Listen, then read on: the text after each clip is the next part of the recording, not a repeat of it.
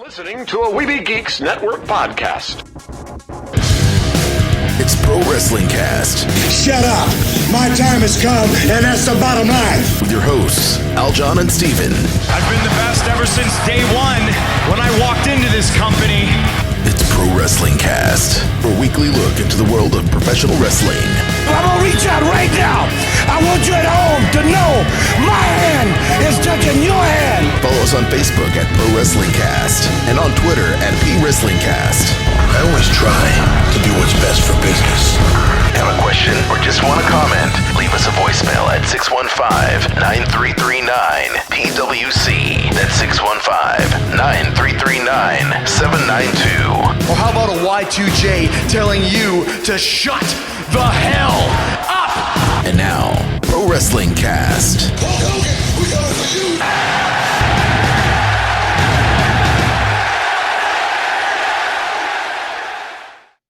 That's all right. We are back with Pro Wrestling Cast, your weekly look into the world of professional wrestling, news and commentary. And this week, reviews. And of course, we'll also have our promo of the week. Last week, you heard Hard Times by the legendary Dusty Rhodes, if you will. A computer took your job, Daddy. A computer took your job. My hand. Okay.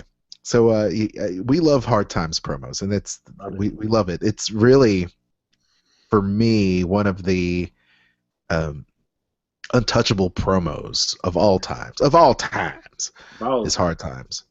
In fact, it might be one of my number one promos. We're going to have to do a show that will do a little bit of our own personal favorite top 5 promos of all time. What a hard list to come up with. I know. There's so much to mine from. We could probably also do like promo fails as well, because there are a lot of funny ones out there. A lot of them starring Sid Vicious, in my opinion. You think I have half a brain, and I have no brain, and you've got 1/3 of a brain, and that means we've got one brain. Okay. Something like that. That confusing WCW period where nobody could understand anything. Dude, I mean, between the two of my favorite worst promo guys is like Sid Vicious and Scott Steiner. It's like Scott Steiner is kind of like Scott Steiner promos are so entertaining to me. And that's why I love Scott Steiner so much, is because he always tries to get his stuff in, but he literally is like superstar Billy Graham, Ric Flair, Hulk Hogan in a blender with a speech impediment. I think it's like the best thing ever. He's tremendous. He's tremendous. Great. I love him. And just totally wired and ready to go at all times. You know, I hear he's like that in real life, and he's awesome. I love it. Quite a specimen. He is a genetic freak, if you will.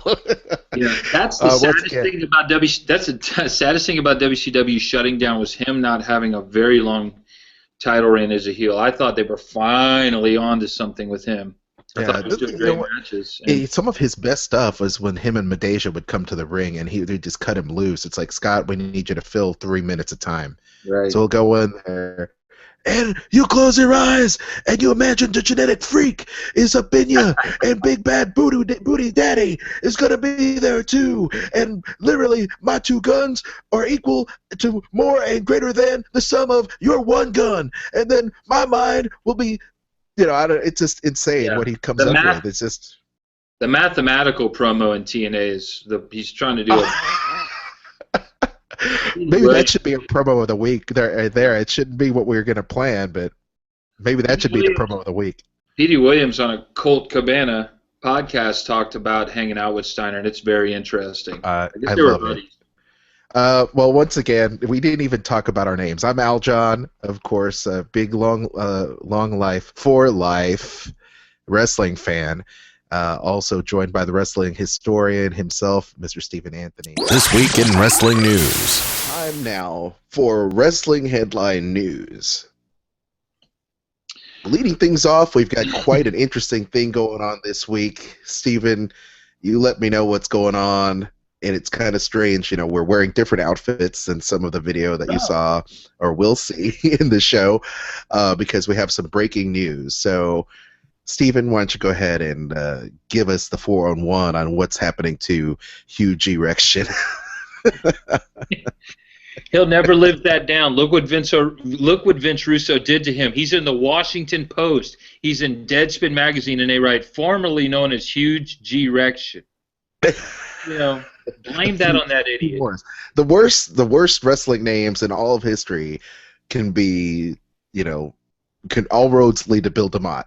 Hugh Morris, General Rection, Hugh G Rection, Lieutenant Loco or something. That was Chavo, right? Lieutenant Loco, G.I. Bro. More racism, and then more all the races, he hit them all. Although Major Guns made a lot of sense. Yeah, and racist and sexist in one sentence. He's really impressive. That's hard to do. Different races, sexism, all in one idea. Bill DeMott. Okay. I watched OMG. Huh? Guys, so tell us the story. Bill DeMott has a lot of issues besides being named Huge Erection for it was just about 6 or 7 months, but he's stepped down as the head trainer. He was Tripps's hand-picked guy. He was at Ohio Valley Wrestling. Okay. Wait, was he the chosen one? If he was hand-picked, that means he was the chosen one. That's another reference. South Wrestling, by the way. He was the chosen one because apparently Tripsy wanted a tougher, more psychologically ready for it kind of group of guys because they were coming up with, Tyson Tomko and stuff, And they want, not that there's anything wrong with Tomko, but they just wanted, and then Batista had some stuff when they were training. They said, these guys aren't tough enough. So they bring in DeMott, who is in Deep South and was a real hard ass. And if you remember him on Tough Enough, he's actually a lot worse than that. But Tough Enough was sort of more or less his training video. So there was a letter by a wrestler named Judas. He has a lot of tweets out there, and this letter was basically a smoking gun that leaked to Reddit, and essentially he's talking about all sorts of really bad behavior, a lot of racial slurs, kicking. He hit a guy in the head when he had already had a concussion. He kicked a guy in the arm or punched him in the arm when he had a broken arm and his arm was in a sling. He made a very awful reference that literally, I listened to a Wrestling Observer interview with a fellow, I can't remember his name, I'll pull it up, that he basically said the 25 people heard him say, this guy said, "This is my new finishing move, a running power slam. I'm calling it the Davy Boy." And he said something to the effect of, "What's that when you turn blue and pass out and die on your front lawn?" Basically making a reference to Davy Boy Smith's pretty awful last year of his life and death. And everybody heard the damn thing, And what got them in a lot of trouble. What got them in a whole lot of trouble was the fact that they said we did a thorough investigation because these things happened about 2 years ago to the month in 2013. It got leaked back. It got leaked back out, and I'm sorry, the guy's name was Rob Naylor, who worked for the WWE more in a creative capacity. But Rob backed up everything that Judas said, and there were tons of other wrestlers that backed it up. That DeMott was pretty. Oh, I remember one, that Rusev. He who's getting huge, by the way. We'll talk about that, but he had an injury and he ripped a New York Jets. He had a neck injury and he ripped a New York Jets shirt off of him or something, and actually they could tell he had actually hurt Rusev. There's just a lot of that now. Here's what's really interesting about this. Your boy, Chris Jericho, yes. And I think a lot of the Yeah. I think a lot of the wrestlers had the same thing. He tweeted and then took down saying, "Hey, I train with the Hearts and that ain't shit, and don't worry about it." And he took that tweet right down. They probably called him up and said, "Take that down. We're in damage control." And that's what this is all about. They were in damage control. DeMott stepped down. He said on Twitter, yeah, he said on Twitter, I didn't do it, but I'm stepping down. And they've replaced him with Matt Bloom, who we all know and love as Prince Albert or Lord Tensai or the Giant Bernard, which is actually his best gimmick over in Japan, where he was a monster. Right. Awesome. Yes, right. That's why he came to the WWE, returned from being Prince Albert. So they gave him a lot of money to be awful as Tensai, I'll tell you that. You know, and they never did anything with him. Yeah, and that sucks, but hey, he's the new head trainer, and just because Bill DeMott steps down as head trainer does not mean that he will not continue to work for WWE. Well, at least according to that. Brian Alvarez reported that he had gotten texts from some inside people in the company saying that he was going to stay in the office in some capacity, but this is a sacrificial lamb sort of thing. Oh, of course.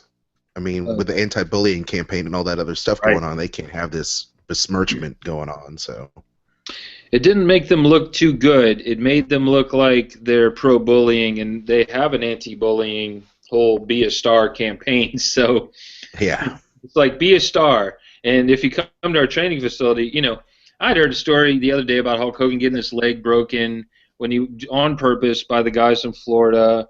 By Hiro Matsuda, one of the baddest dudes of all time. So this is nothing new. But this is a publicly traded company. They can't do this stuff anymore. They're in the Washington Post. Not good. They're not in the Washington Post for The Undertaker. Be having a good match. Yeah, well, just so you know, it does say, and I have his Bill DeMott's Twitter up. It's twitter.com/Bill DeMott. And he quotes, I deny the recent allegations made about me. However, to avoid any embarrassment or damage to WWE, I've decided to step down from my role effective immediately. Yeah. So, I have no bias personal against him in any way, shape, or form. Just to be clear, you know, I'm sure he's just a hard-ass wrestling trainer trying to show him how to do it like Harley Race and Wahoo McDaniel and them old school guys would have done it. But you can't do that with a publicly traded company and an HR department. That's right. You got HR, you got a problem. Which, you know, exactly. Well, anyway. Well, thank you for that. Very interesting as well. So, among the recent controversy, you know, we do have other recent headlines, and one of them regarding probably the greatest wrestling underdog ever in the world of wrestling, Rey Mysterio. Do you have that story? Ray has finally been released. He's been trying to get out of his contract literally for possibly over 2 years now. Ray and Triple H had a handshake agreement 1 year ago. He said, look, I don't want to do this. They said, cool. Trips gave him a handshake, said we're done. Vince McMahon used a clause in his contract, which is a very odd stip, saying he was going to pay him out for another year of his contract and not let him out because he had missed so many dates due to injury. Okay, so he's barely been on TV. I think he wrestled the day after WrestleMania last year, maybe, or I don't remember. Well, last year he came back for the Royal Rumble, remember? That's right. So he was entrant number 30, and I think people just about was going to riot. No. Right, he's amazing, and he just doesn't want to wrestle for them. Quite frankly, from what I've heard, I guess we'll have to say Alberto El Patron now, and Rey Mysterio, and the gentleman that plays Sin Cara. It's not a real. There's something. They all claim there's some racial issues backstage for Mexican. And that's wrestling. always been and that's always been the case for a long time, is that we hear grumblings from the internet about, you know, race or whatever, and right. You know, I mean, so he's finally free like a bird. He's finally gone. They finally let him out. He was going to do a program around SummerSlam, and he said, Jesus, just let me go. And then Vince finally let him go. He appeared last night. He appeared Saturday night on House of Hardcore, saving Tommy Dreamer from a harrowing beatdown by EC3. And, basically they got a huge Philadelphia pop. He said Philadelphia is the first, city that accepted me in the United States, and he's in a massive AAA main event with El Patron and the artist formerly, and the artist formerly known as Sin Cara. It's a six-way. I can't remember who the heels are. Is he still going by Mystico down there? No, he's going by Mystico. Like it's, I can't even. Oh, is that right? He's got 50 names. He was going to Sin Cara in Mexico, and everyone was like, "Wait a second, this." Not really. Not staying Mystico, because Mystico. Let me tell you, I know a lot about Mystico. Before he was Sin Cara, and he was kind of like John Cena down there, So maybe a little bigger, and his matches were better. So Sin Cara just killed him off, Yeah, really sad. So Ray. But hey, I was going to say I heard so many great things about the House of Hardcore show. I'm looking forward to seeing bits and pieces of it as it makes its way through the internet. So it seems to be, Dreamer's got his head on. Dreamer really did book ECW for the last year or two, and there was some investors supposedly that were going to pay to keep ECW going if he was the booker, and Heyman, who legally owned the company, wouldn't allow it. Yeah. But that's neither here nor there. They keep that alive in some sense. Shane Douglas was doing it for a while. He had a notoriously bad show in 2010 or 11 where but Dreamer seems to have the heat right, and he's really good, at bringing in, guys like the Young Bucks, and then using older guys like himself and Sabu occasionally, He knows what they like down there. He knows that crowd. So.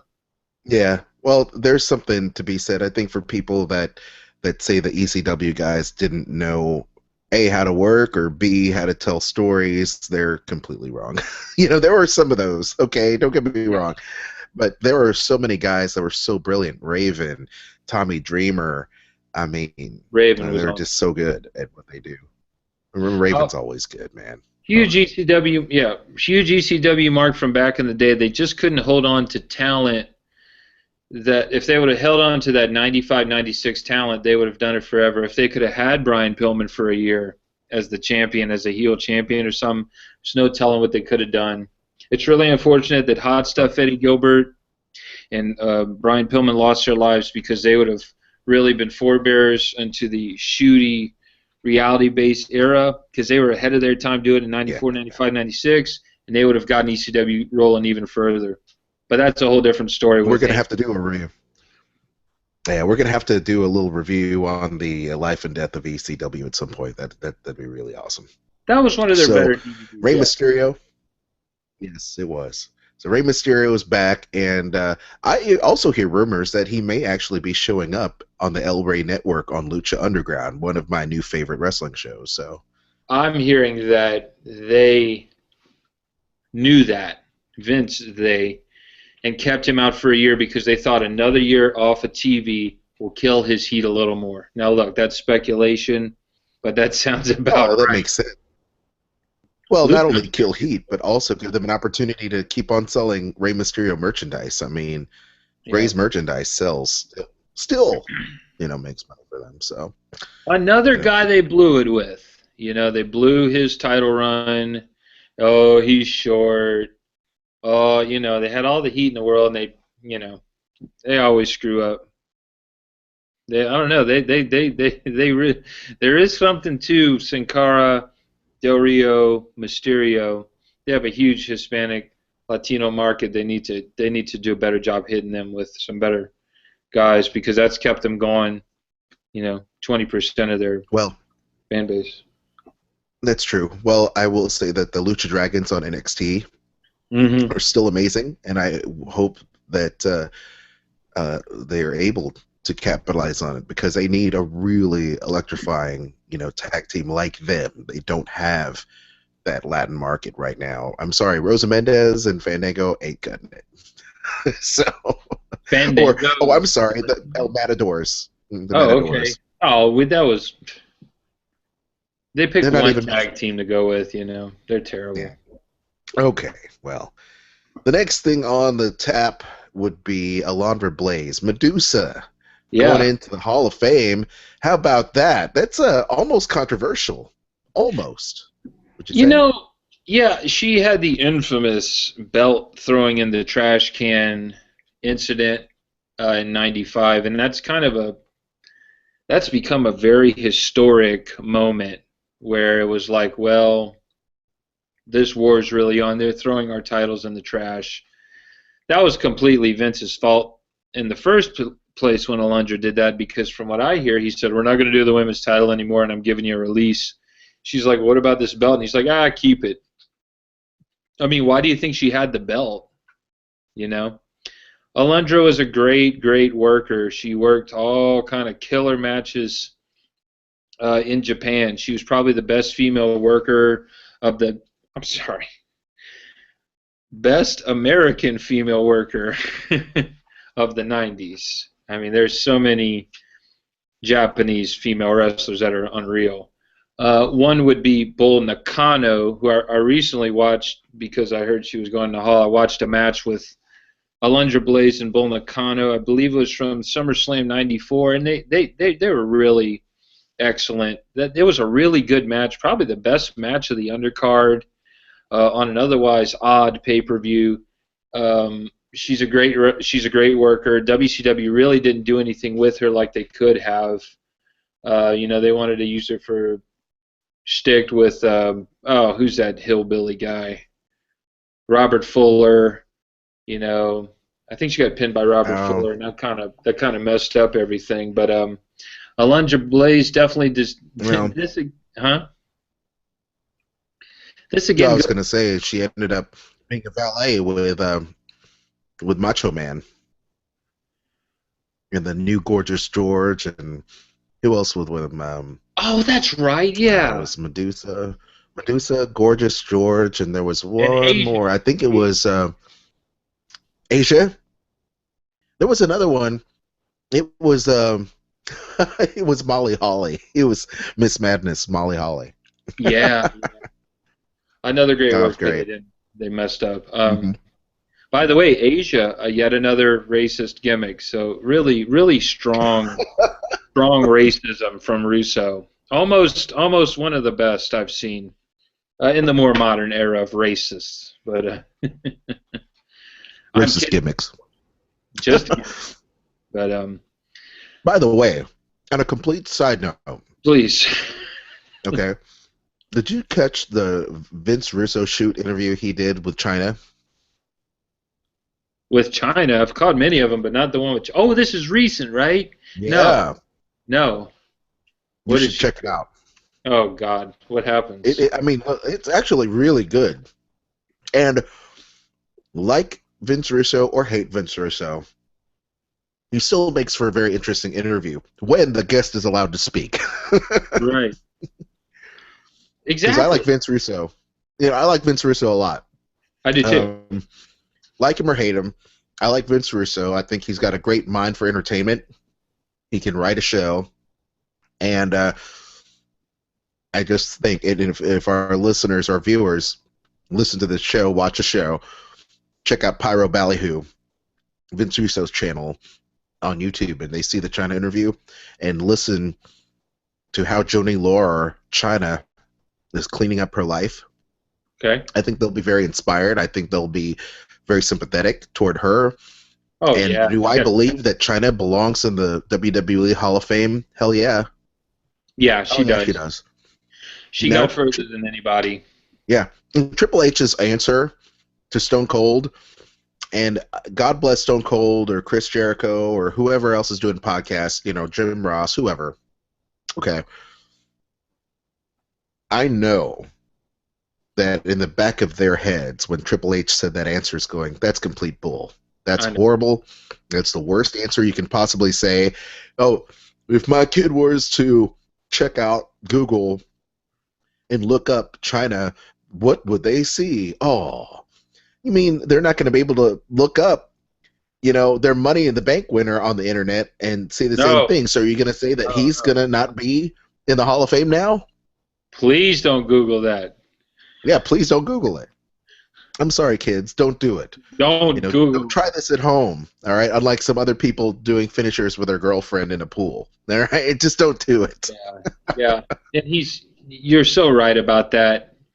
Joni had some issues happen in her life, and the best way to probably make money at a certain point was to do adult films. Reality they TV paid her really well.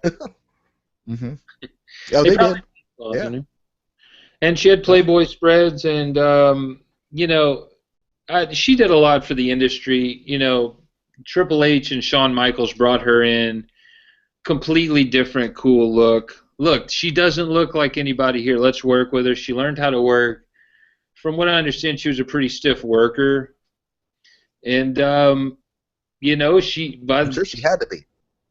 Right. By the year 2000, she was huge. Go watch the WrestleMania 16. She's in a 6-way match. She has one of the bigger matches on the card. She was there. She was huge from 97 to 2000 or 2001. And like any gal with that federation, once you start thinking that you're awesome is the minute that they pull out the rug. And I've seen them do that way too many times, and oh yeah. And I'm afraid that her ex-boyfriend had a child with the owner, basically. And that's just not going to fly. What he should have said was, I don't want my kids Googling my ex-girlfriend. That's what he wanted to say. But that's hard to say that. That was a difficult position. I was surprised Steve Austin brought it up. I'm glad he did. And I think it takes balls for Steve to say that, because, that could possibly be a situation where, at the end he's like, oh, Steve, you shouldn't have brought that up. But I appreciate it. I appreciate that he went there. I appreciated the fact that he went there, and I appreciate the fact that Triple H gave us a very telling answer. Body language says it all, and he tried to play Mr. Cool as a cucumber, and I can appreciate that. But he was nervous. You look at that video of that podcast, and you can see him react and the mind gear spinning.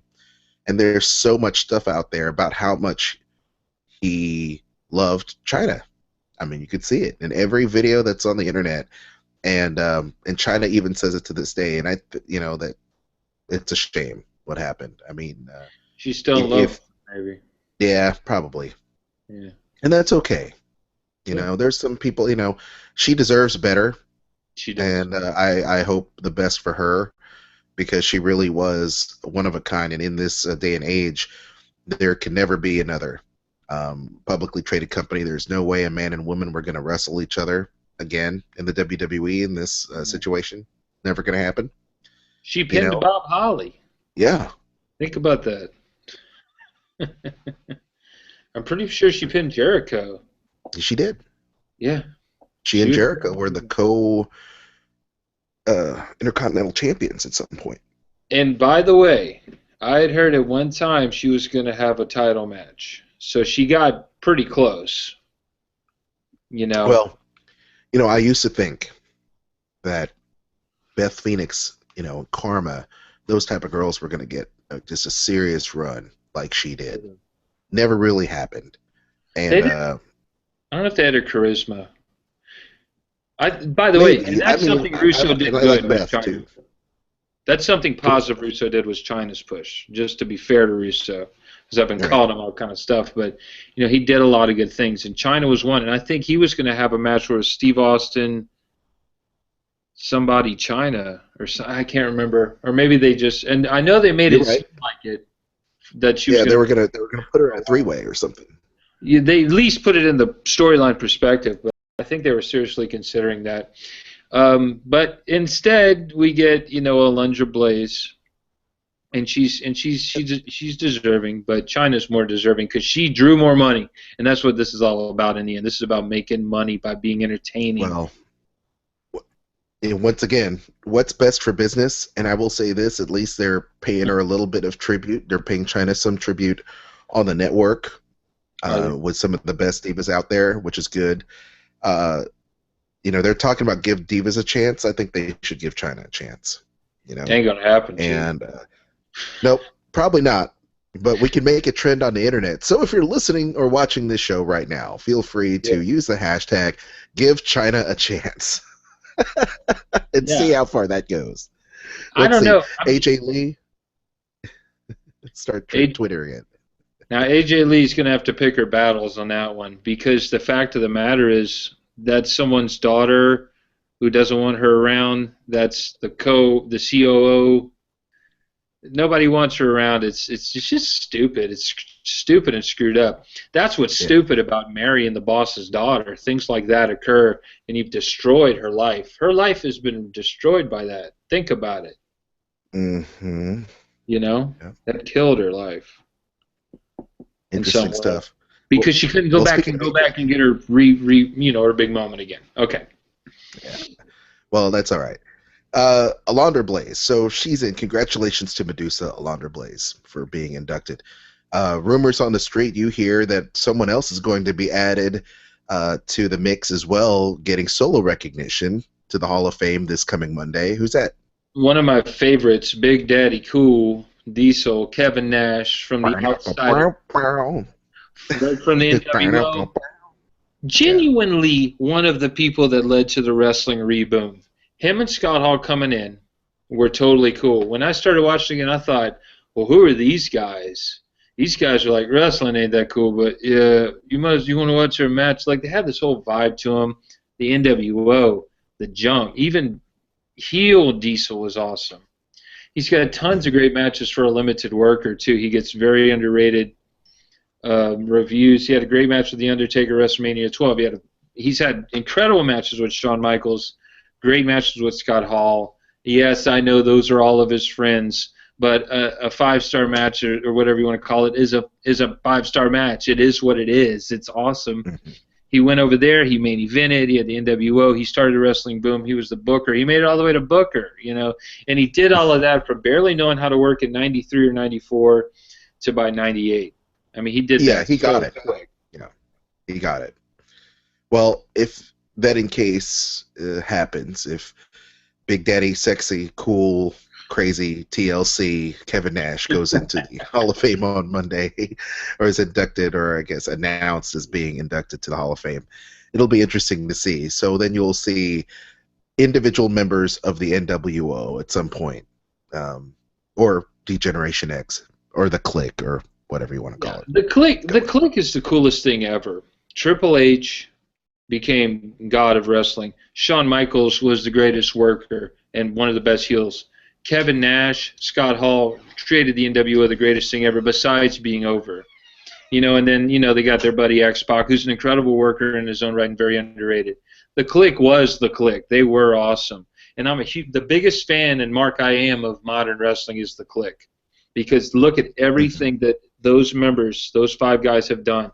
And it's pretty amazing if you think about what they did from '94 to now. I mean, we're talking about a Clique member all the damn time, and the others are retired. Yeah.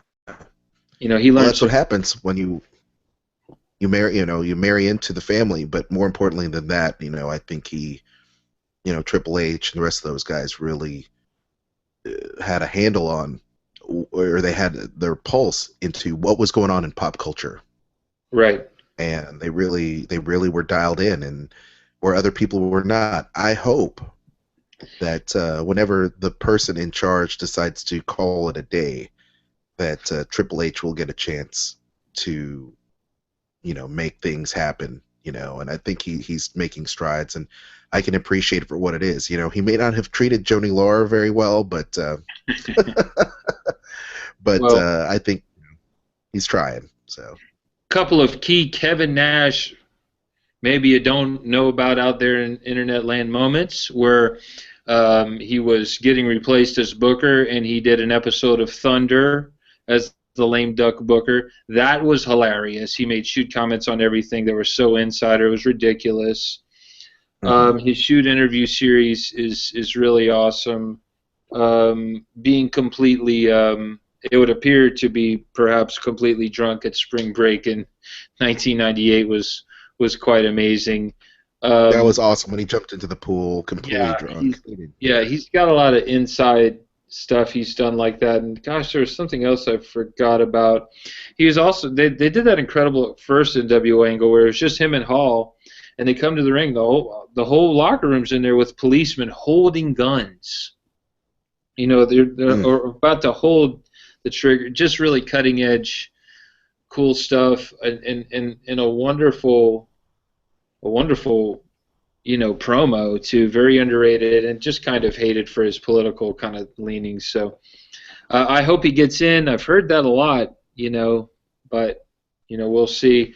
I will say I saw an interview on a shoot once with him where he said he wouldn't go in before Rick Rude because Rick Rude was his mentor. So I do find that interesting. Mm-hmm. Unless, of course, Rick Rude is going in this year. I don't think that's going to happen. No. But I would be all for that because he's awesome.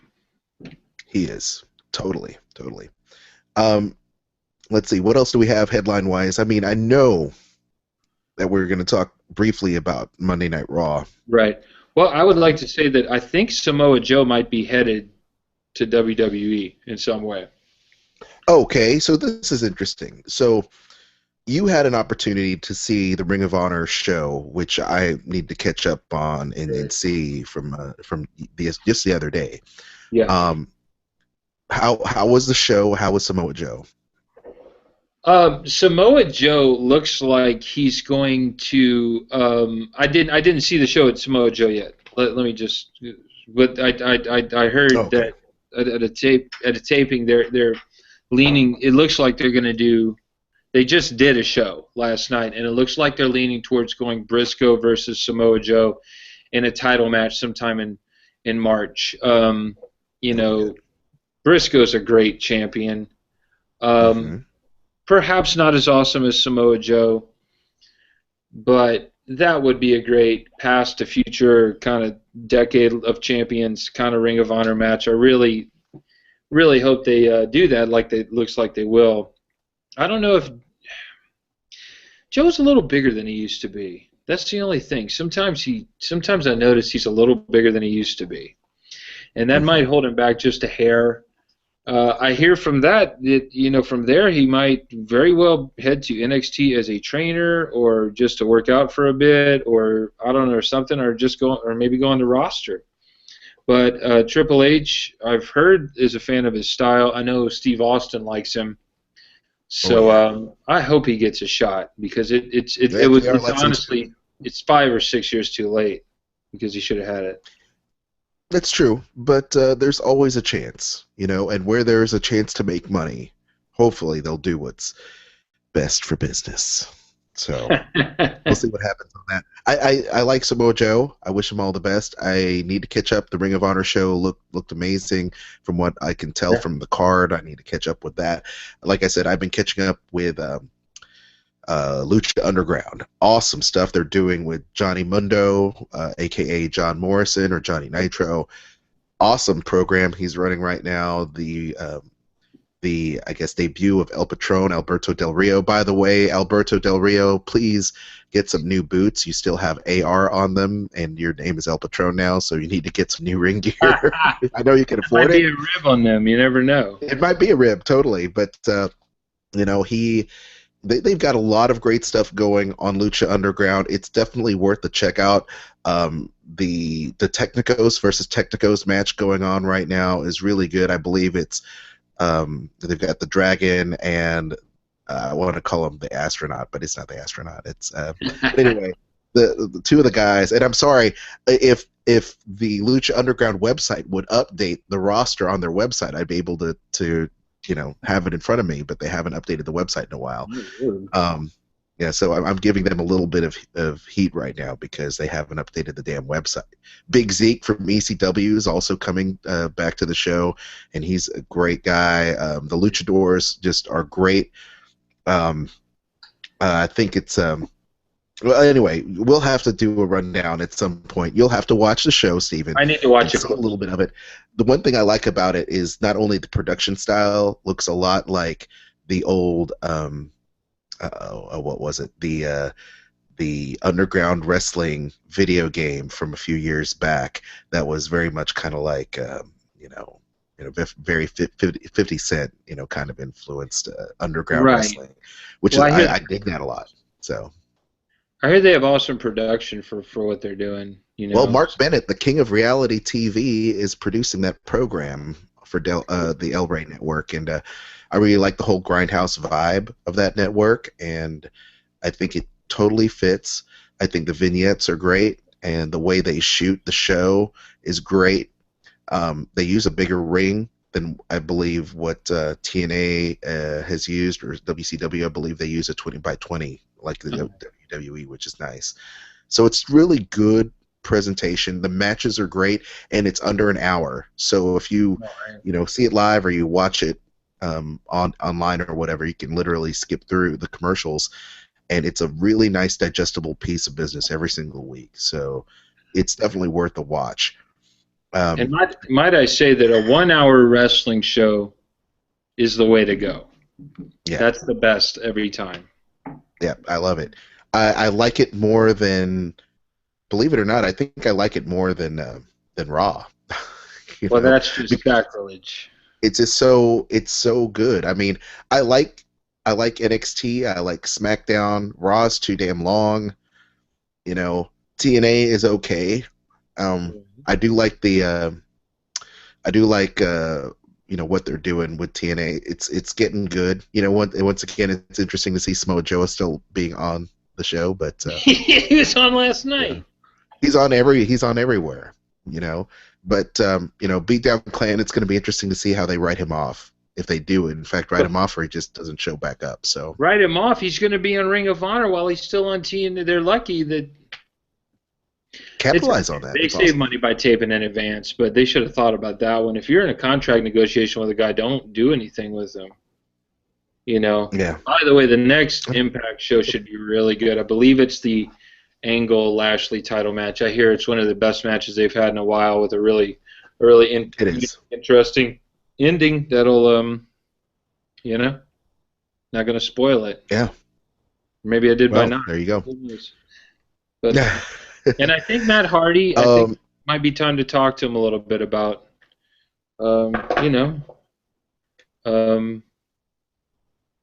his physique. I just had to say that. Poor Matt hasn't been the same ever since he had that big hernia when he was in WWE, which totally screwed him up. I know, man. I feel sorry for him. I shouldn't make fun of Matt. I'm sorry.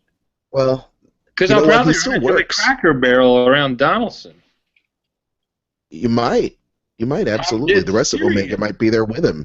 When the rest of Omega's there, and you got, Sugar Shane Helms with him, you got the Hardys, you've got, whoever else is in Omega with him, but they'll probably all beat your ass. Shannon Moore's going to be there. Shannon Moore's going to give you a tattoo. He's not going to beat you up. He's just going to tattoo you.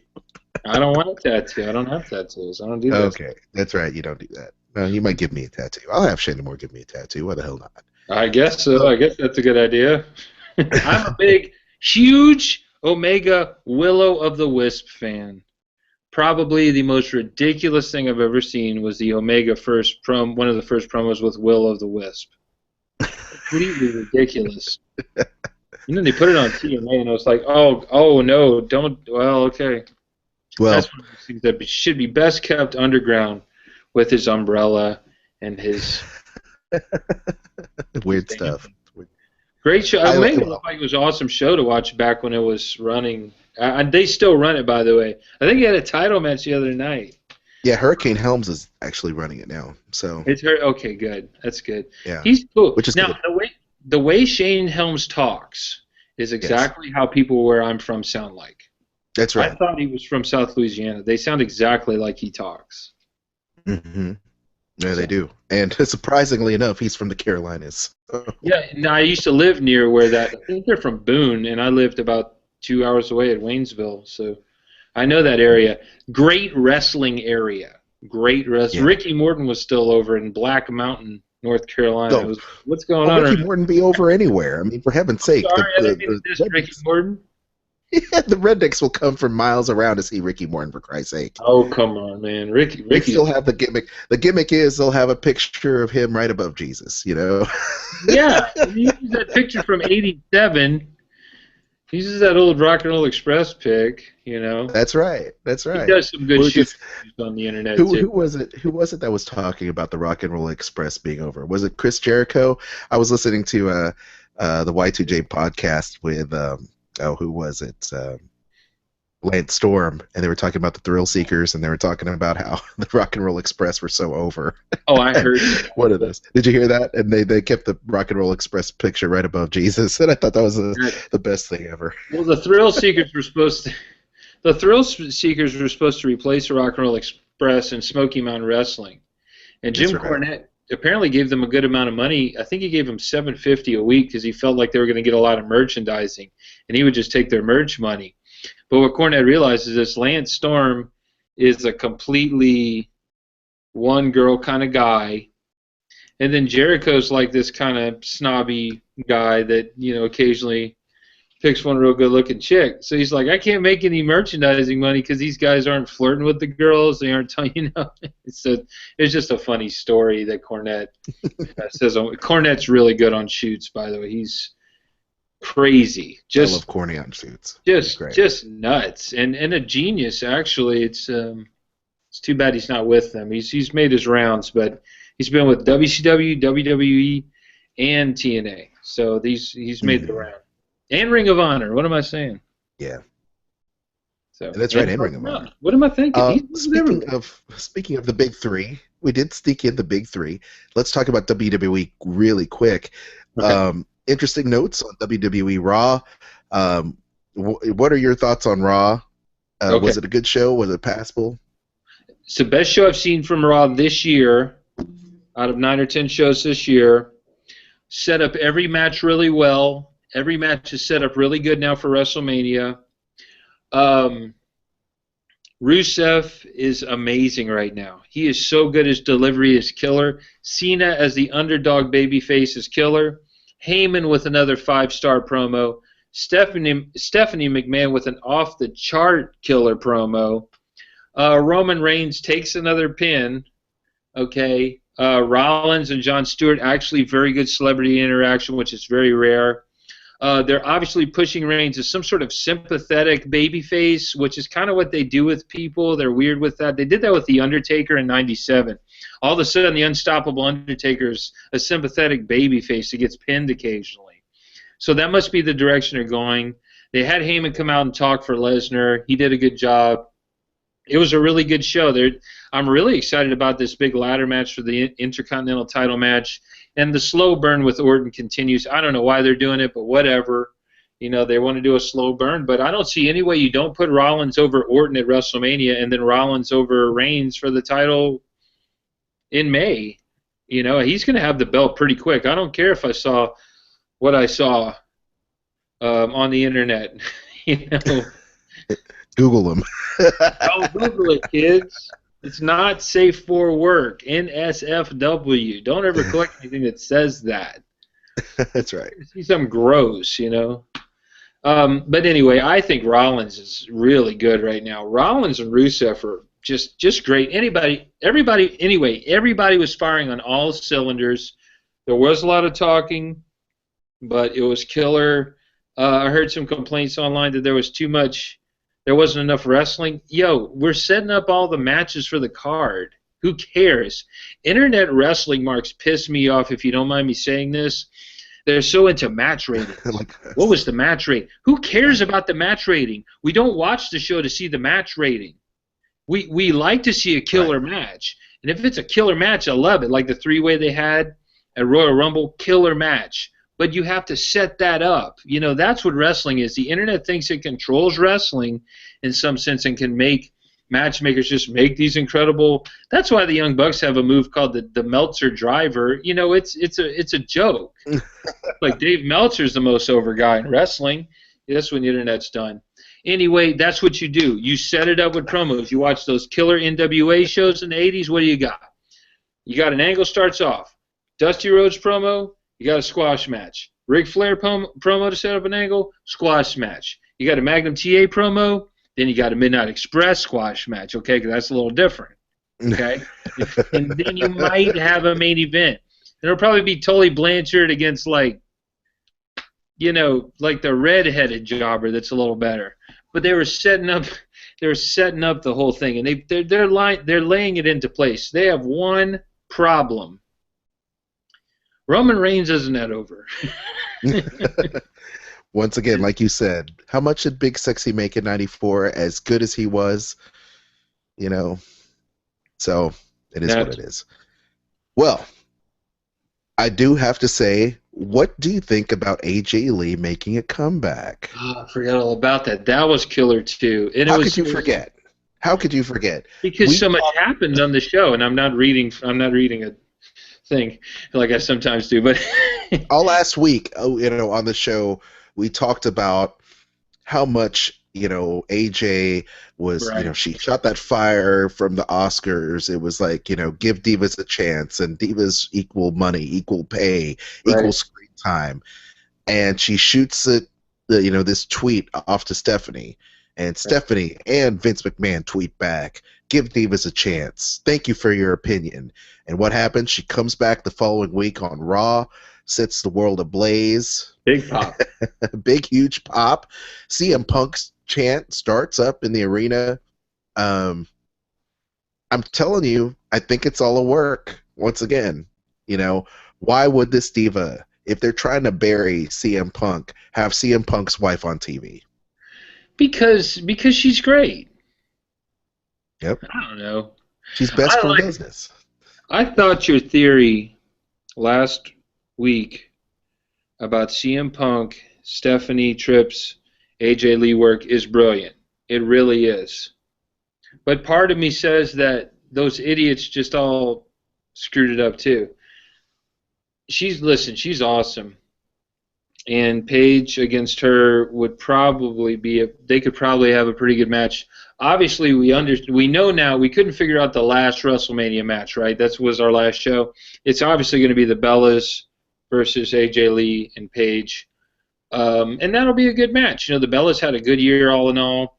Paige is coming up and AJ's coming back. It'll probably be one of the better women's matches they've had in a while for Mania, because they've actually figured out some things to build it up, and they can have that whole "are they going to get along" kind of thing going on with the girls. But AJ got a huge pop, and I mean they were in her hometown, if I'm not mistaken. But doesn't matter. It was killer. And yeah, man, the whole show just kind of. I remember thinking, this is a really good show.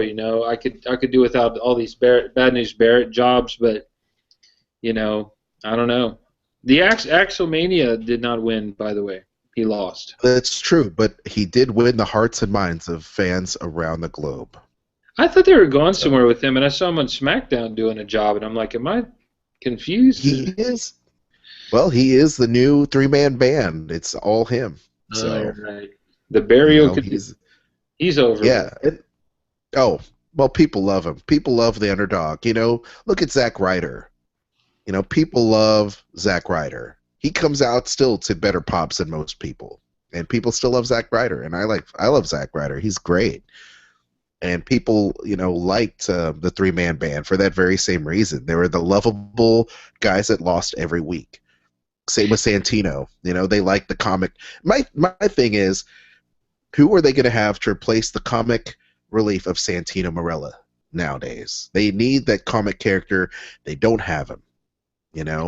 Maybe they should sign him back. Well, it's not Santino's. Santino wanted to retire because of his injury. So, right. So what's going to happen? Who's it going to be? But anyway, going back to the Divas, I still believe that at SummerSlam we're going to see an AJ versus Stephanie at some point. Okay. But I will say this, for years and years, they have been wanting to recreate Lita versus Trish. For years and years. They couldn't find the right chemistry of the Divas. They couldn't find it. I think they're going to try it with these two. They're going to try it. They're going to see if they can't do the whole frenemies angle, the team-up, mutual respect, the breakup, some weird crap goes down, and, once again, they come out on the other end. And there you go. I see AJ getting beat up pretty bad in that match. I see Stephanie saying, "Hey, I'm bigger than you, so and I'm the heel, so we're just gonna." And I that would be a good match. So I meant that last week. That'll draw big money, and they needed Stephanie with the one Bella, whatever Brie Bella last year to help draw SummerSlam. So it's probably the right move. I liked SummerSlam last year. Loved the Lesnar squash of Cena, and Stephanie was awesome. And SummerSlam to me was on point almost as much as WrestleMania. Close, and it should be the number 2. The Rumble this year should have been just as awesome as that, but sucked. It was good until the last 24 or 25 minutes. Yeah, well, by comparison, it's still the number 3 show, but bring back the Survivor Series. That's what I say. They're done with that. I think we've got so much more. Totally. They are. Any final words before we move into the other section of the show where we change outfits? That's going to be a long show. Review time. What are we going to talk about today? Well, I have a really I'll tell you what. I'll start with the Ultimate Warrior DVD Blu-ray. How does that sound? Mm-hmm. Now, I like it. Is this the one we're referring to? That's right. This is the match one where he does talk a lot, and then just to let everyone know, there will be a documentary-styled one coming out in the middle of April. And if you have the network, right after his death, they showed a tremendous documentary on it. On this particular collection, he basically hosts the show on his own terms, and it's nice to find. I think we both remember, if we could go back a bit, the first Ultimate Warrior DVD. The Destruction of the Ultimate Warrior? Yes, that I don't believe he was a fan of at all. And I think you and I discussed it. Do I have it now? Do I have it in my possession? Or do you still have it? Did I give it to you? I don't remember if you did or not. I remember we swapped some DVDs or something. I don't know. I've seen it so many times. But anyway, it's quite a... I remember saying you should watch this if you haven't. I do remember that. But yeah, I did watch it. Yeah. The promo section of that's really good. Just... load up the rocket ship with the space juices. That's also a contender for great promo. So, it's an outstanding promo, the best promo ever, which is not on this Blu-ray, but will be, I hear, on the next one in April. And is also on the one from, I guess it was 2005, is the one where the Ultimate Warrior is going to take control of Hulk Hogan's plane. That's it's so many classic moments.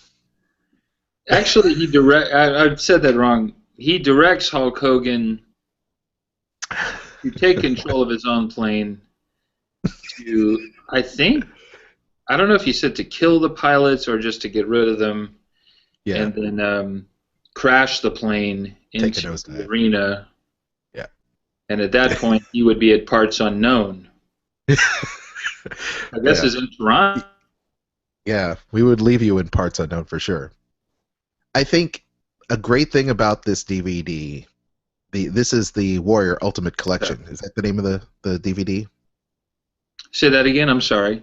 The name of the DVD is the Warrior Ultimate Collection. Ultimate Warrior, the Ultimate Collection. So sorry. Yes. Ultimate Warrior, the Ultimate Collection. It's a 2-disc on Blu-ray. I believe it's 3 discs on DVD. Yeah, and by the way, you can purchase that from using our Amazon links, in fact, to help keep the show going, which I will include in these show notes. So, what I love this Blu-ray. I know that we both had watched it. What I love about it is the fact that Warrior is not working. No, not too much. Not too much. I feel that he's calm, sitting down. He's it seems like you're talking to him in his den of his home, and right.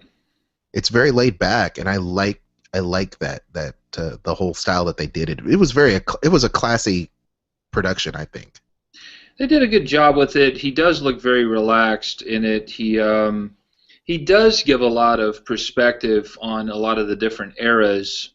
They start off with the UWF era. I talked a little bit in our first podcast about Bill Watts's wonderful Mid-South UWF territory from Oklahoma, Louisiana, and they started as Sting and the Ultimate Warrior started as Blade Runner, Rock, and I forget the other guy's name. They were the Blade Runners, and they would wrestle for Hot Stuff, whatever, Eddie Gilbert, and he was a killer wrestler, and we lost him too early. He died in the early '90s, unfortunately. He passed away. He was a spectacular promo, spectacular booker, and a great wrestler, and he was siding with some evil Russians, which they don't do angles like that anymore, you see, because that was 25 years ago. Oh, wait, that happened this week.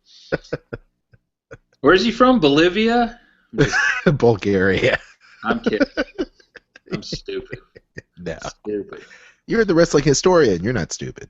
Bulgaria, yeah, that's it. But, hey, good job on him getting a girl like that in real life. Sweet Jesus.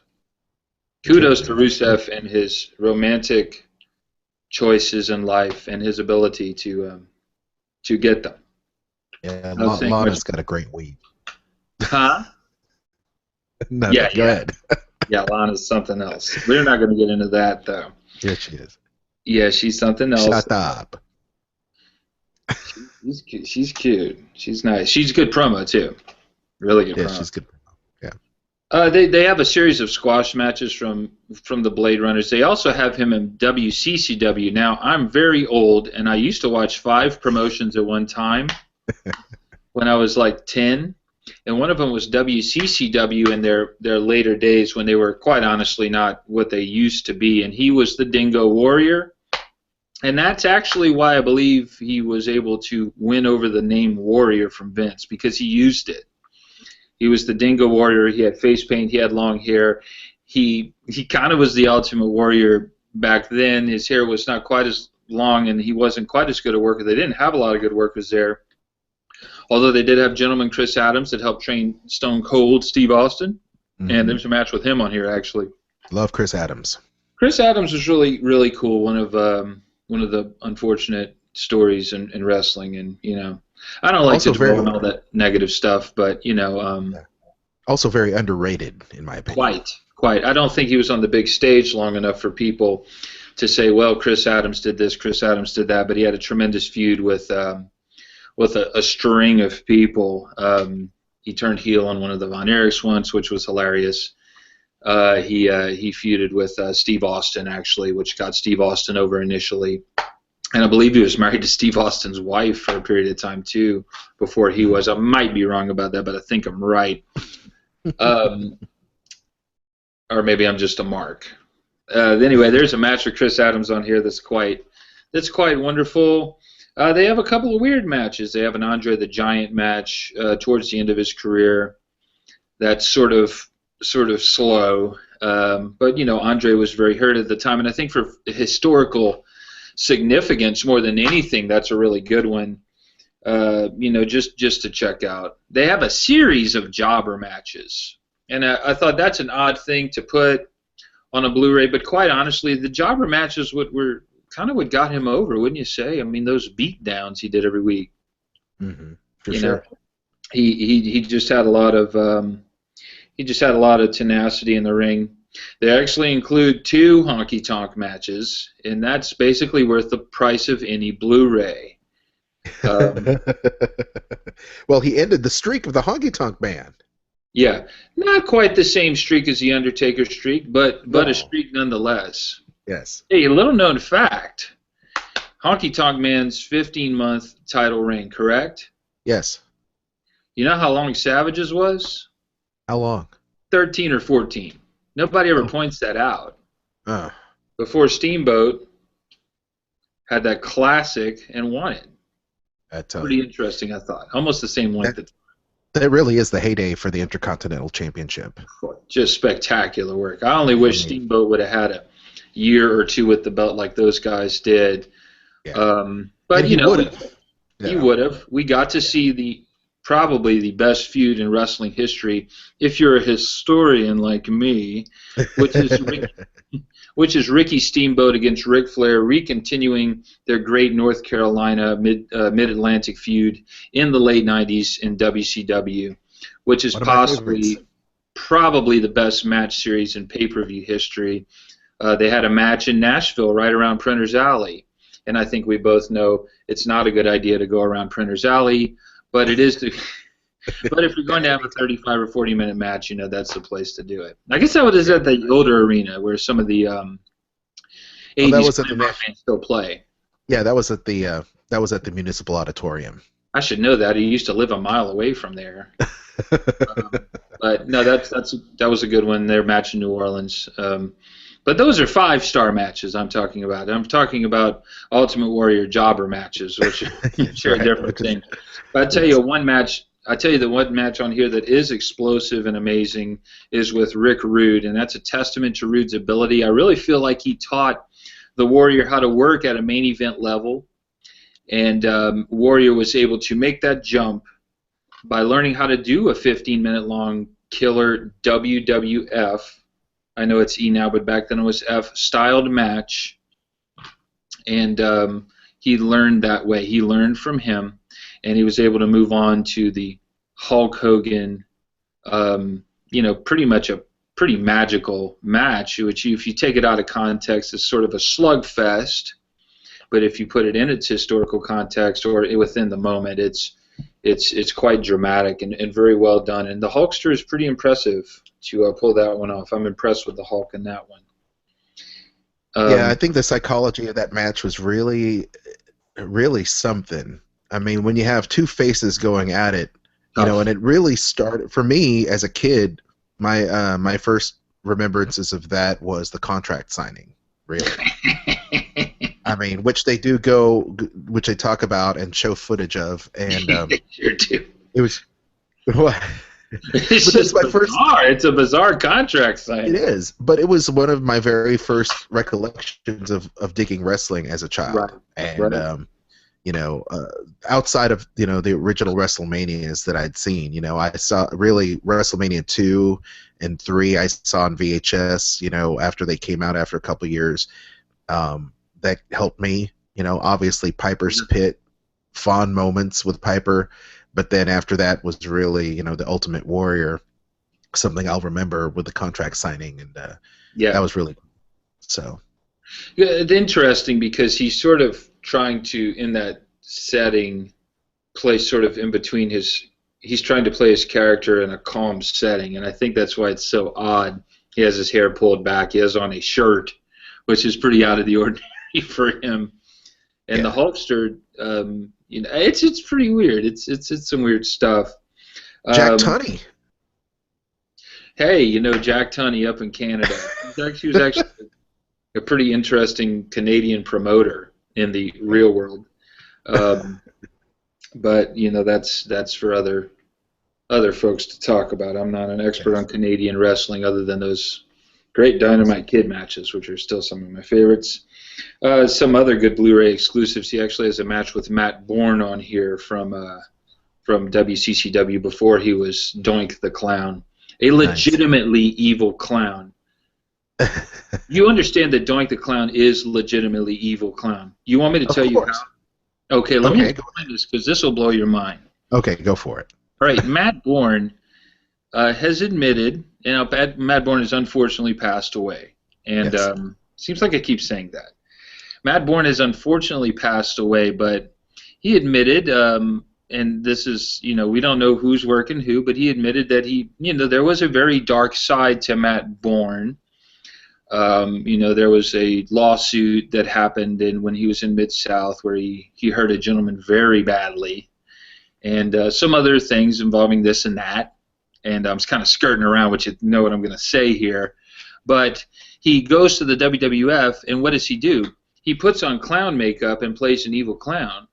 Well, if Matt Bourne is a legitimately mean, tough guy who's a little scary, and he's putting on clown makeup and playing a clown, that's what a clown does. They put on clown makeup and pretend to be a clown.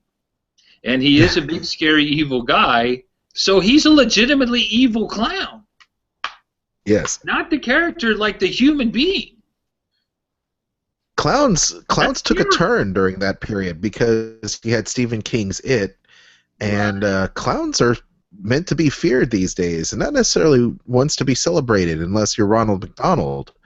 Really, clowns are, have been pretty scary over time. I mean, so definitely have changed, but definitely Doink. I've always thought Doink was evil, but anyway, back to another face painting.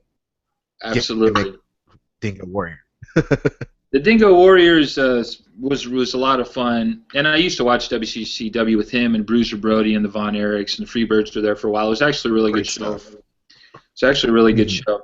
They also have his Macho Man match on here. The retirement match that he did with Randy Savage is absolutely as good as it gets. It's the best match on here. Okay, I mean, you can talk about workers, match rate, ability, moves. That's the best match on here. Okay, it's almost as good as the Steamboat match, and that's amazing if you think about it. It's completely dramatic. They have the Elizabeth ending. The Warrior gets the big win. He steps and he talks a little bit about the Macho Man's willingness to do things like let him be pinned with his foot on his chest. They would drink tremendous amounts of coffee, which I have to tell you is not a big surprise at all. You think? That is not surprising, sir. Fuel up the rocket ship.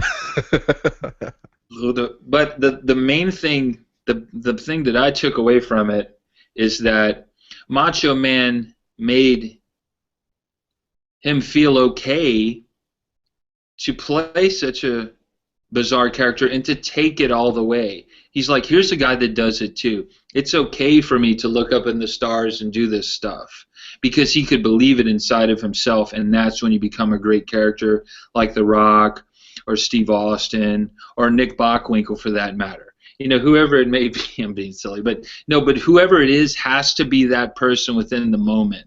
And he showed him it's okay. You're a wired up, coffee drinking, working out all day dude.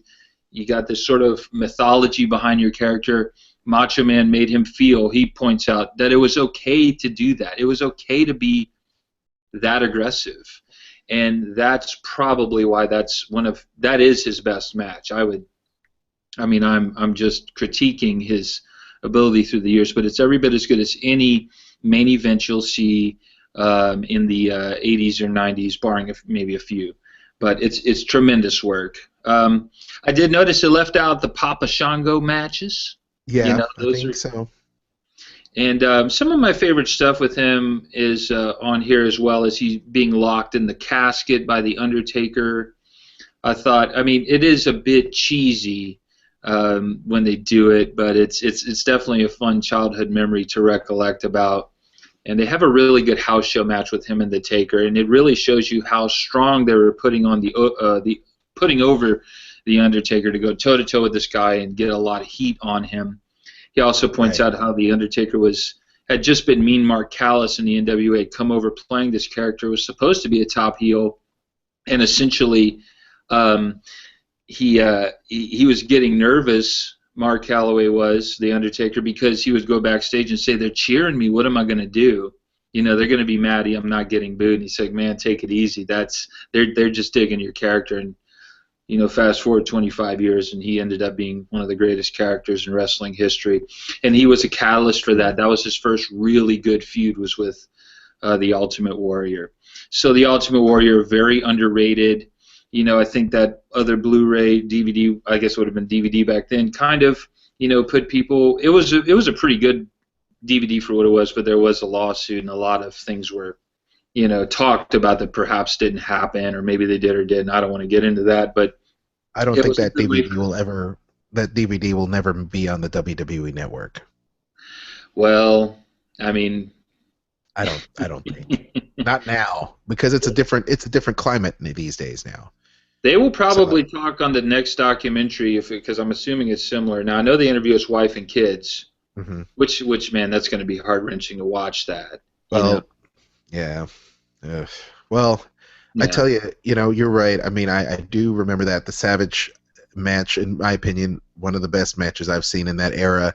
You also, one of my favorites, and I'm looking around at the history of the Ultimate Warrior now, Colonel Mustafa period against Sergeant Slaughter. Yeah. For the Gulf War angle. That was, I did remember that. He pointed out in the Blu-ray that they said, we want you to drop the belt to Sergeant Slaughter. You're going to shoot right into a feud with Savage. And he's like, yeah, that sounds like a good idea. Because he knows how to make money. And he knew he wasn't making money as champion, and he did better without the belt at that point with a better feud than he had. He's like, sure, right. Slaughter will transition to Hogan. You'll go in with Macho Man. You'll retire him, and then you'll go into a feud with Undertaker. They used to set things up really good back then. They didn't change it every damn weekend. When crowd reacted. You didn't have a committee. You didn't have committee booking. It was simply Pat Patterson and Vince and Shane and whoever else was around at the time. Pat Patterson, one of the greatest minds in the history of wrestling. Absolutely. Listen to the Talk is Jericho podcast to hear more about that. So. Oh yeah, absolutely. Good stuff. Well, I like this. I like this collection. It is good. I think it paints the Warrior in a good light. But of course, the top-notch matches. There are a lot of people say that the Warrior couldn't work. Of course, posthumously now, people look back on the Warrior and the effect that the Warriors had on on today's entertainers in the WWE, today's talent wrestlers. And, he was like, pretty much the next Hulk Hogan in terms of the superhero gimmick. You had a guy that stood for, that was kind of superhuman. You had a guy that had the face paint, the wacky colors, coming down to the ring at full bore, just shaking the ropes. Dave Bautista pays tribute to him, and Daniel Bryan pays tribute to him. CM Punk pays tribute to him to some degree, and I mean, a lot of people really dig Warrior, and I think they see that Warrior plus Savage. You put a lot of people with Randy Savage. He has the ability to make them. So he became a talent. He this DVD, this Blu-ray really showed the progression and how every level of entertainer, from the Rick Rudes to Hogan to working with all those people, and of course Savage at the end, I think was really cool. So it's nice to see that evolution in this collection. Yeah, good collection, and anxious to see the one in April with a documentary. They did a great job on the network right after he died. Like I said on a few weeks back, the Macho Man one was great, and they're getting better and better at their documentaries. So looking forward to that as well. And this by the way, they're, as far as single wrestlers, obviously WrestleMania is always their best seller, but this was their best selling one from this past year as far as a wrestler. So, well, I think once again it's that nostalgia factor, his untimely passing. And I'm just glad that, this is fitting for him, and he was able to shut the door and have closure at WrestleMania weekend with a lot of the boys and a lot of the fans, really. Kind of beautiful. It is. It's a beautiful thing. It's kind of a good way to kind of, he left on top. And that's what any good performer wants to do, is leave on top. And he definitely left on top. And the lasting speech that he made at Raw. Spooky. Those spooky kind of... That guy. Just those words ring true. Yeah. The Warriors, words ring true to this day to a lot of people, no matter what, walk of life or job you may have. The spirit remains, and those words are very very long-lasting, very epic words from the Warrior. So, hey, that's great. Once again, you can pick up the Ultimate Collection, Ultimate Warrior, the Ultimate Collection, I believe that's the name of it, on Blu-ray and DVD through our Amazon link, which we'll have in the show notes as well. So thank you for that. So do you want to grade this? We typically grade... Right. We graded the pay-per-view, and we forgot to grade last week's Raw. But let's give this a grade. If you were to give it an F all the way to an A+, what would you give it? I'll give it a B. It didn't blow me away. I It's got a lot of material on it, and his in-between sections are well filmed. He's a great talker, and they do a great job with it. You know, it's very difficult to watch 6, 8, 9 hours of matches all the way through. You know, obviously, that's the only thing. You know, especially with one guy. The only Blu-ray or DVD I ever saw that pulled that off was the first Ric Flair collection, which is in fact the holy grail of any wrestling-related DVD or Blu-ray. The very first one in 2003. That was a good one. Steam. That was really good on that one. Well, of course. I mean, you know, well, I agree. Once again, I give it a good solid B+. Okay. You know, I like the matches. What I like about WWE collections, however, is really more the interview context. I like seeing behind-the-scenes footage. I like seeing a lot of the, you know, Pro Wrestling Insider photos, a lot of the stuff that you don't get a chance to see. And until this new collection comes out, you know, this is a great look at a man's evolution and seeing his style of work improve over his career.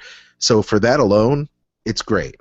You know, but it does lack that type of, you know, that feel of this is him growing up and this is, you know, him and some insights. And it really would have been great if the WWE has the foresight from here on out to do commentary with these wrestlers going over some of their key matches, career-changing matches, epic matches, because this is the time that stuff needs to be documented. What was going on in the mind of these performers in the ring? What was being said? What transpired? What, you know, what spots were blown? What things, unexpected things happened?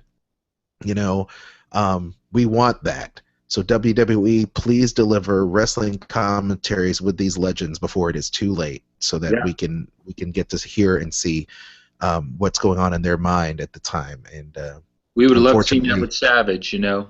Oh, exactly. The boat has already come and gone for so many. But can you imagine the next Ricky Steamboat collection being nothing but, or just WWE Network exclusive content of this is Ricky the Dragon Steamboat and Ric Flair going over their matches, you know? Yeah. I mean, that would be mind-blowing. And it doesn't take that much to produce, much like this podcast.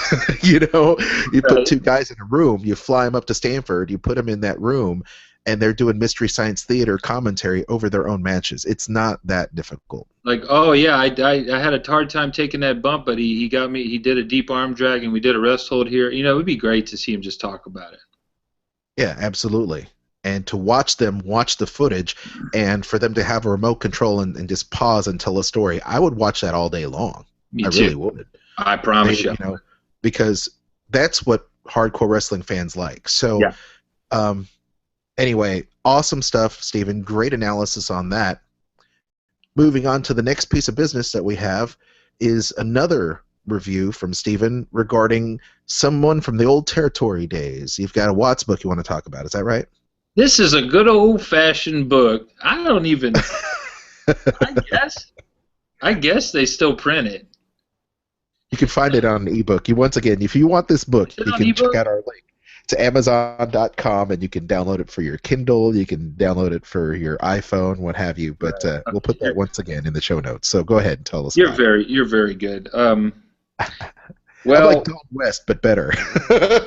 Sorry, really Don. You're Nashville. You really are better. You're better. It's called. It's a book by Bill Watts. I'll show it to you. I've had my copy for over 10 years, or right at 10 years. It's called The Cowboy and the Cross. Look, I'm doing a book report like you would for high school. I love that. Well, that's fine. It's called The Cowboy and the Cross. It's the story of Bill Watts. Bill Watts he has worn many hats, not just cowboy hats through the years. He was an incredible main eventer, even for the WWF with Bruno. He did several amazing main events as a wrestler in Oklahoma, especially, where he was a football player. He later became the booker under Eddie Graham in Florida. Now, this is where he really got everyone from what I can tell, has learned so much from Eddie Graham from Florida Championship Wrestling as a booker. He seemed to really have it. We talk a lot about Dusty Rhodes on the show, and that's where Dusty Rhodes became the American Dream, was with Eddie Graham, and Bill Watts was around for that. And he then got involved with a guy named Leo McGurk and eventually took over a territory in Oklahoma that is became Mid-South Wrestling, and that's where I learned about him. And he did a tremendous job, and he writes about all this in this book. He did a tremendous job getting over the Junkyard Dog. This would have been in 1979, 1980. They would sell out the Superdome to about, not at capacity, but they'd sell a good $20,000 to $25,000, main eventing with the Freebirds. A lot of Saints fans go, who dat, who dat say they're going to beat them Saints. That originally was who dat say they're going to beat that dog, and that was originated at the Superdome under Watts. That's how over he got Junkyard Dog. Love that story. The Saints kept that. That's not in this book. That's just something I know. And they kept that, and within the Superdome's confines, and the Saints eventually adopted it once they finally got good enough to, win a couple of games. But that's another story. There are several passages in here that I find quite frightening. Just to be honest with you, there's a story about this is all written in this book. I didn't make any of this up. Right. There's a story in here about getting into a bar fight with some Marines, and he's not very specific. But he seems to say that some people who were there witnessed it seem to think he might have eaten the Marine's eye. So that's not a good idea to fight this person. Oh, man. Yeah. There's also a story where the police come to arrest him, and he says he grabs one of the police officers, and he says he sort of... Now, look, they've gotten a call that a huge, gigantic football player-looking guy has... He definitely took his eye out of his head. Okay? That's written in this book. He may have eaten it, he says. Oh, geez. Or spit it out. He says, I believe, I quote, I knew I needed to do something quick and emotional. Well, he certainly achieved that. And so these policemen get this phone call, which I'm sure they were scared, So they walk up to this person. They said they kind of think he's him. And he's like, oh, no, officer, I'm just walking home kind of routine. They start to put it together. This is the guy. When they go to grab him, he grabs one of the officers. The other officer draws his gun. He grabs the other officer before he can get to his gun and ties up his arms and goes near his neck, and he says, if you come near me, I'll bite his jugular vein right now. Now put your gun down. And apparently, I don't know if this really happened. You know these guys. He backed off the policeman and was able to flee the scene. And what's really remarkable about this book is not that. What's remarkable is how he seems to connect this with his own religion and say that, God was watching over me to make sure I was okay. So it's he's a pretty interesting guy. He's incredibly extreme. He's written some of the greatest storylines we've ever seen. He broke, again, the Junkyard Dog, the Freebirds, the Midnight Express. He put together the Rock and Roll Express. He did a lot of stuff. He was a tremendous talent and a very, very dangerous man if you crossed him. Absolutely. I mean, don't mess with Bill Watts. That would be a mistake. It would be a huge mistake. He has had a very interesting career, to say the least. And, I know about Bill Watts from, of course, Mid-South as well, and working with Nick Goulas and that whole, gang of people. It's really cool, though, that he really was a proponent of pushing Junkyard Dog and Ernie Ladd and Ron Simmons. I mean, because minorities at the time really didn't have those type of pushes, and of course it made them endearing characters to this very day. So, but he has had a lot of great success, but also a lot of controversy as well, moving back and forth between territories. But he did finally get inducted into the WWE Hall of Fame in 2009. Yes, right. so if you happen to check out his induction speech online on the network, WWE Network, or on YouTube, you should. A little bit of some stories there for sure. And very outspoken man regarding his. That's right. Yeah. His his roundtables on the WWE Network, I believe it was. Oh shoot, what was it? I think he did the one that was hosted by. Actually. Yep. Yeah, I think you're right. He did that. I think he did some roundtables with. I think it was moderated by JR and Mean Gene. I think it was like Wrestling Legends roundtable, something like that. Yeah. So just look him up. I think his talking, his insight into the business. I think a lot of that still holds true today. I think you could put his mind obviously in the upper echelon of people like the Jim Cornettes of the world, like the Jim Rosses in the world. Obviously, a huge promoter with Bill Watts in the territories, and very outspoken, individual. But once again, but who isn't outspoken, right? So. Well, and I'll draw the two things we talked about today together, if you don't mind, very quickly. Sure. That as the Blade Runner in UWF, they both tell a story in separate entities. It's basically the same thing. Is that the Ultimate Warrior was backstage, and Watts says, "You don't know how to do that right. Let me show you how to do it. Get down on the floor in whatever position for amateur wrestling, where you're on your knees." Ultimate Warrior felt like it was a situation where he was going to drop his knee on his shin and break it, because this apparently was some sort of ruse that some of the wrestlers had pulled in the olden times. And he says, "I'm not getting on the floor." And he says he stood up to him. And Watts has a similar sort of story, but anyway, he left. He bolted town, and they both agree on that, and became very famous about a year later. And his partner Sting ended up having to do a strap match with Watts, and Watts says Sting was like, "Oh God." Now this guy, so I remember that match on TV, and it was a great match, and one of Sting's first really good, decent match, and it was a main event on a TV show. So Watts, again, even in his 50s, main eventing, putting over, well, actually we didn't put them over, but working with, he don't do a lot of the JOBs, okay? No. He's going to be better. He ain't going to job too much.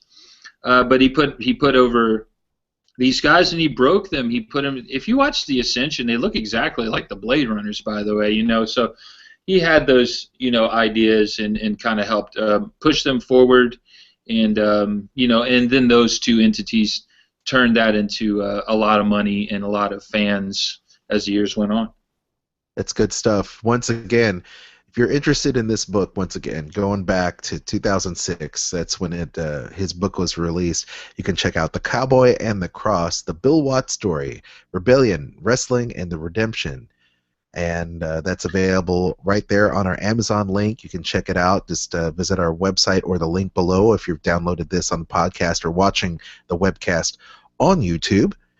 Interesting how he talks about being a wrestling talent, the promoter, along with his personal life and his connection with his religion. So a lot of religious stuff in the book, by the way. For non-religious people, you're going to have chapter after chapter about religious stuff. But yeah. You know what? A lot of those wrestling talents do have those quote unquote come to Jesus meetings, like Shawn Michaels, for example, and right. And Sting. Very much like Michaels in that respect too. Very much, but obviously we can't be getting into those sorts of bar fights forever. So maybe it's a good idea to go to church. Definitely check that out for sure. It's an interesting read, I think. So thank you so much for those reports on those two. Your final grade on the book, if you were to grade this book, I'm going to give it a grade. I'm going to give it an A minus. I don't like giving A pluses on things, but. Okay. Scott Williams helped him with the book, and they did a really good job. A lot of times WWE books seem like they're ghost-written and kind of follow very much a formula of writing. This one's actually written pretty good. Not as good as Mick Foley's book, which I'd say is the Ultimate Wrestling book, his first book. Was that Have a Nice Day? Am I getting that right? Yeah, it was Have a Nice Day. It's been 15 years, but it's right up there, and I've always enjoyed the book. And if you're a mark for that old Mid-South stuff, definitely check it out.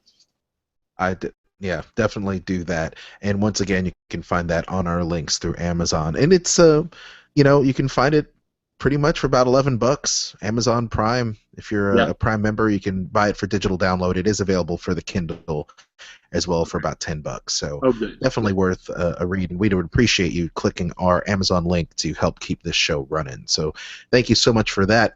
We do have our promo of the week. Before we wrap things up, Stephen, Anthony, we do have our promo of the week. Once again, you want to chime in on the week in wrestling? Please do. You can call us at 615-933-9792. Of course, that is 615-9339-PWC. Find us on Facebook and Twitter at PWrestlingCast, Facebook at Pro Wrestling Cast, and we would be happy to answer your questions. I think we're going to try to get some guests on. I'm going to be going to Chicago for the C2E2 comic book and pop convention, and typically they have a lot of wrestlers come down for that. I'm going to try to talk to Lisa Marie Verone. You know her as Tara from TNA, Victoria from WWE. My friend Marty and myself from the Weeby Geeks podcast. Of course, this podcast is hosted by the Weeby Geeks Network. We have went there before last year to eat at the Squared Circle. So I hope, and we met Lisa Marie, and she was so very kind to us. And I hope I get to connect with her and have her on the show and chat about the world from the eyes of a diva, or I should say a women's champion. And in my opinion, she is a great women's champion and really is a team player. And I really like Lisa Marie a lot. So hopefully we'll get a chance to chat with her and maybe do something from the Squared Circle. That would be a lot of fun. Yeah. And find out what other wrestlers are going to be down there. For the past couple of years, I've been attending the Chicago Fest, and I've met up with Jake the Snake, DDP, you name it. I mean, Mr. Anderson has been down there. Big Sexy Kevin Nash has been there. Let's see who was there last year. But anyway, it was a lot of fun. Oh, Hacksaw Jim Duggan. Duggan! A tremendous Mid-South wrestler, by the way. Oh my God, I love Hacksaw. Without so much the gimmick. Another Watts product. Another Watts product. I love that. Built by Watts, USA. USA. All right. So our promo of the week. Last week we heard from the legendary Dusty Rhodes, if you will. And now we're going to come to this promo. We are big fans of this gentleman. Who's going to be doing our promo of the week, Stephen? None other than the Nature Boy. Nature Boy. This is a pretty famous promo, but I think incredibly effective. Perhaps the best promo of definitely one of the best promos of the WCW late 90s glory period. Really set them up for a tremendous Starrcade main event that they sort of botched, if you want me to be honest, with the silly. Nobody wants to see Bischoff pin anybody. I'm really sorry. It doesn't it gets negative heat. Well, there was a lot of negative heat. I mean, there was David Arquette after all. So. Yeah, but I mean, even before that, things like that were happening that were drawing fans away. Arquette was the icing on the cake. They were dead by the time Arquette got there, to me. I think I have some connection to David Arquette. I'm going to have to call David and see if we can get him on the show. I've got so much stuff going on, David Arquette. We need to get Arquette on the show. David Arquette did as good a job as he possibly could have done in that situation. He really did. He didn't make. And he didn't want to be champion. Understand? Yep. Why would they do that to him? He didn't want that. He was like, "What are you crying? Okay, if you're really." Just do it, but things were so bad at that point. I don't think it really mattered. They like to point to that in him, but you had Russo winning the title. You had, I believe, it was 14 title switches in 5 weeks, or something ludicrous like that had happened. And they were a dead issue. And I was there for every gut wrenching episode. But to wrap it around, and I was just wanting Russo to turn it around. I wanted Russo to turn it around so bad, but he couldn't. But yeah, anyway, the promo is excellent. I tell you. Huh? Oh no, I was just gonna say I remember the earth standing still for this promo when he came back, when Ric Flair came back from being suspended in exile, however you want to spin it, because he wanted to see his son. Was it David or Reed at the time Reed. That was doing some kind of it was doing some wrestling event or sporting event, and he didn't want to miss it. He asked for some time off. Apparently he was granted time off, but then was asked to show up at the show, and it was way too late, and they tried to make things work, and then Bischoff suspended him for not showing up to work, which led to this promo, our promo of the week, the triumphant return of Ric Flair to WCW Monday Nitro. And that will be the end of our program, so stick around for that. Stephen, anything else you want to get off your chest before we cut the show short for today? I just want to give a big shout-out to Nick Bockwinkel. That's right. Nick Bockwinkel in this episode. Once again, we urge you to share and spread the word about our show on iTunes, Stitcher, TuneIn, We Be Geeks Network. Thank you for hosting the program.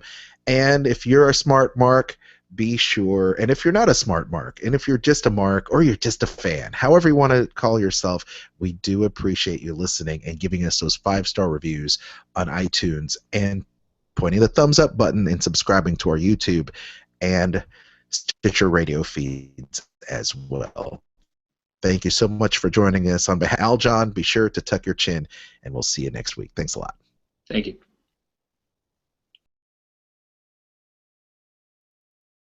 Promo of the week.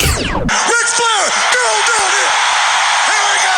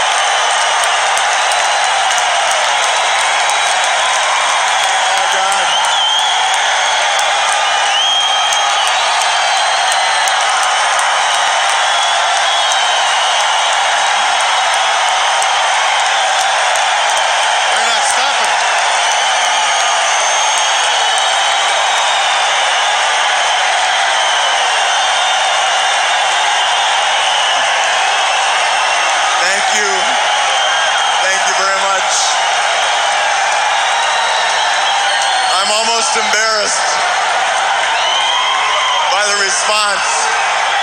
But when I see this, I know that the 25 years that I spent trying to make you happy every night of your life was worth every damn minute of it.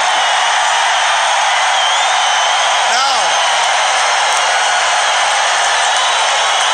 somebody told me that the Horsemen were having a party tonight in Greenville. Could that be true? That the most elite group that Eric Bischoff said was dead is alive and well.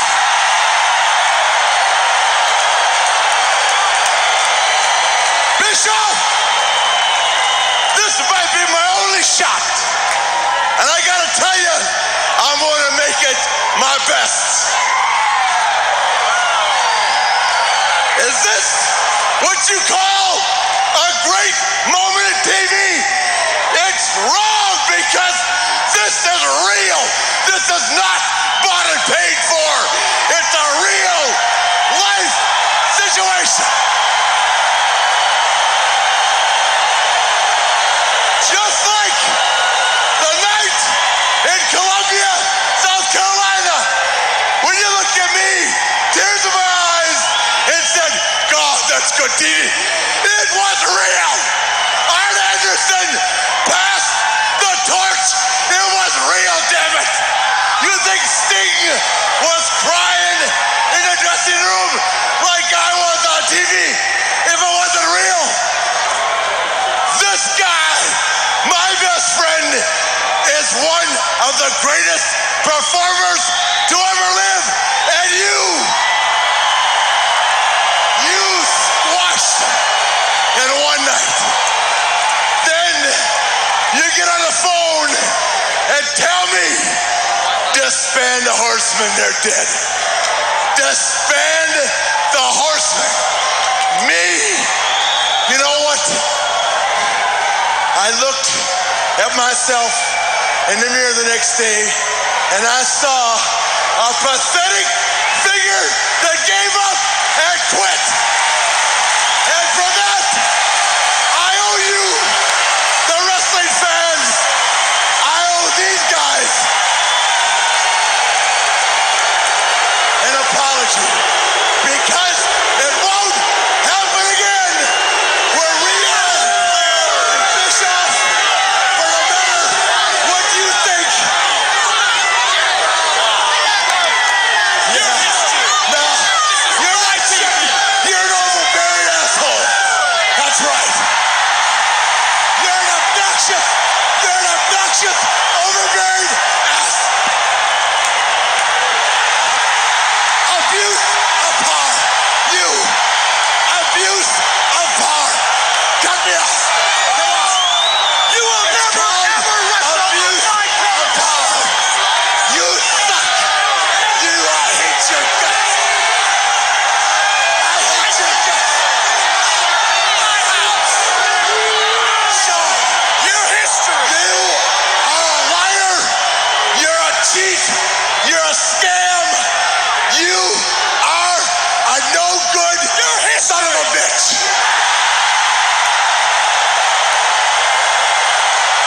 Fire me. I'm already fired. Fire me. I'm already fired.